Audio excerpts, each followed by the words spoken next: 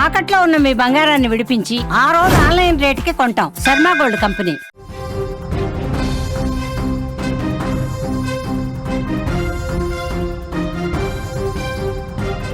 బంగాళాఖాతంలో అల్పపీడనం ఉప్పాడ తీరంపై తీవ్ర ప్రభావం కనిపిస్తోంది. అల్లకల్లోలంగా సముద్రం కనిపిస్తోంది. ఎగసి పడుతున్నాయి తీరంలో కెరటాలు. అలల తాకిడికి రోడ్డు కోతకు గురవుతోంది. తీవ్ర ఇబ్బందులు పడుతున్నారు వాహనదారులు. బంగాళాఖాతంలో ఏర్పడ్డ ఈ అల్పపీడన కారణంగా ఏపీలో విస్తారంగా వర్షాలు కురుస్తున్నాయి.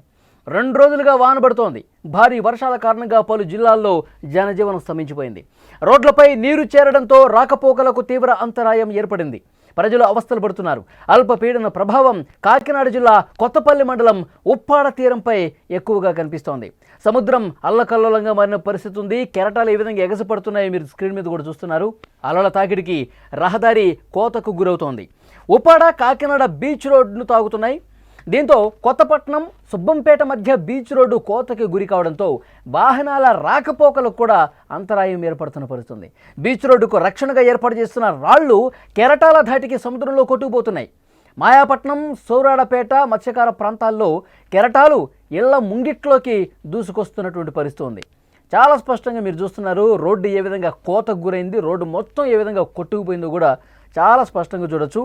ఇంకొక చోట చాలా ఇబ్బందికర పరిస్థితులు ఉన్నాయి వాహనదారులుగా. అక్కడ అటువైపుగా వెళ్ళే వాళ్ళందరూ కూడా ఆ అలలు ఎగసి పడుతున్నటువంటి ఆ ధాటికి తమ వాహనాలను కూడా ముందుకు నడపలేని పరిస్థితి ఏర్పడుతుంది. ఒక్కసారి అక్కడ చూడండి, లెఫ్ట్ సైడ్ బాక్సులో ఆ అలల వేగం, ఎగసి పడుతున్నటువంటి కెరటాలు బలంగా ఇటు ముందుకి దూసుకురావటం వల్ల అటువైపుగా ఎవరూ కూడా వాహనాలతో ప్రయాణం చేయలేని పరిస్థితి ఏర్పడుతోంది. మత్స్యకారులు ఎవరూ కూడా లోపలికి వెళ్లకుండా ప్రభుత్వం ఇప్పటికే హెచ్చరిక జారీ చేసింది. మత్స్యకార కుటుంబాలు అక్కడ ఉన్నటువంటి స్థానికులు సురక్షిత ప్రాంతాలకు తరలిపోతున్న పరిస్థితి. ఎందుకంటే ఇంకా లోపలికి ఇళ్లలో కూడా వాటర్ చేస్తూ ఉన్నాయి. అల్పపీడన ప్రభావంతో తీర ప్రాంతాలకు చెందిన మత్స్యకారులు స్వచ్ఛందంగా వేటను కూడా విరమించిన పరిస్థితుంది. రంగంలోకి అధికారులు దిగి సహాయక కార్యక్రమాలు కూడా చేస్తున్న పరిస్థితుంది. అల్పపీడనం ప్రభావంతో బుధవారం నుంచి మోస్తరుగా వర్షాలు కురుస్తాయని వాతావరణ శాఖ హెచ్చరిస్తోంది. కృష్ణా, శ్రీకాకుళం, విజయనగరం, మన్యం, అలాగే అల్లూరి సీతారామరాజు జిల్లా, పశ్చిమ గోదావరి జిల్లా, ఏలూరు, ఎన్టీఆర్, గుంటూరు జిల్లాల్లో కూడా భారీ వర్షాలు కురిసే అవకాశం ఉందని వాతావరణ శాఖ చెప్పింది. ఇక మిగతా జిల్లాల్లో కూడా తేలికపాటి వర్షాలు, ఒక మోస్తరు వర్షాలు పడతాయని చెప్పుకొస్తున్నారు.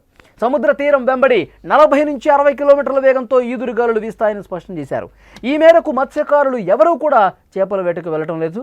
వినాయక చవితి సందర్భంగా గణేష మండపాల నిర్వాహకులు జాగ్రత్తలు తీసుకోవాలని కూడా సూచన చేసినటువంటి పరిస్థితి ఉంది. విజువల్స్లో మీరు చూస్తున్నారు. అక్కడ ఆ ప్రాంతంలో సముద్రపు అలల తాకిడికి, ఆ కెరటాల ఉధృతికి పరిస్థితి ఒక్కసారి మీరు చూస్తున్నారు. వాహనాలు ఎంత నెమ్మదిగా వస్తున్నాయి చూడండి. రోడ్డు మొత్తం కొట్టుకుపోయింది. అక్కడున్న రాళ్ళు కూడా పూర్తిగా ధ్వంసమైన పరిస్థితి ఉంది. పైనుండి రాళ్ళు ఆ అలల తాకిడికి, సముద్రం తాకిడికి మొత్తం కూడా లోపలికి రాళ్ళు కూడా కొట్టుకుపోతున్నాయంటే పరిస్థితి ఏ విధంగా ఉందో అర్థం చేసుకోవచ్చు. సరదాగా అటు పోదామని చాలామంది పోతూ ఉంటారు, కానీ అత్యంత ప్రమాదకర పరిస్థితులు కూడా సంభవించే అవకాశం ఉంది. ఆ అలలు ఒక్కసారి రోడ్డు మీదకి వచ్చి మనుషులను కూడా లోపలికి తీసుకెళ్లే పరిస్థితి. ఎందుకంటే పెద్ద పెద్ద రాళ్ళు కూడా ఆ వేగానికి, ఆ అలల వేగానికి మళ్ళీ వెనక్కి అలా వెళ్ళినప్పుడు వాటితో పాటు రాళ్ళు కూడా పోతున్నాయంట. మనుషులు అక్కడ ఒకవేళ ఉంటే కనుక వాళ్ళని కూడా తీసుకుపోయే ప్రమాదం ఉంది. కాబట్టి మీరు సరదా కోసమో లేకపోతే బీచ్ను చూద్దామనో అక్కడికి వెళ్ళొద్దు. ప్రమాదకర పరిస్థితులు ఉన్నాయి. సముద్రం ముందుకు వస్తుంది. ఉప్పాడ పరిసర ప్రాంతాల్లో, గ్రామాల్లో ఉన్నటువంటి వాళ్ళు కూడా తమ ఇళ్ళు ఖాళీ చేసి ఇంకా దూర ప్రాంతాలకు వెళుతున్నటువంటి పరిస్థితి ఉంది. అధికారులు తగు చర్యలు తీసుకుంటున్నారు, కానీ కొంతమంది వినట్లేదు. ఆ ప్రమాదకర పరిస్థితుల్లోనే ప్రయాణాలు చేస్తూ ఉన్నారు.